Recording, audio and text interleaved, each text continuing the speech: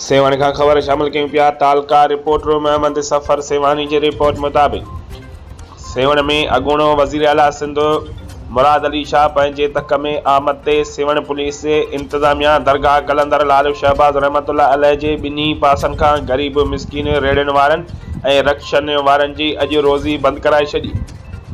इहो रेड़ियुनि रक्षन वारनि मिसकीननि सां सेवण पुलिस जो रोज़ जो कमु न आहे।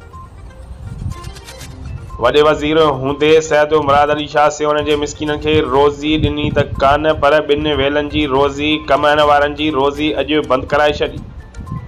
अॻूणे वॾे वज़ीर जॾहिं बि सेवण आयो आहे तॾहिं बि सेवण पुलिस इंतज़ामिया ईअं ई रोज़गार कंदड़नि रेड़ीअ वारनि खे हटायो आहे।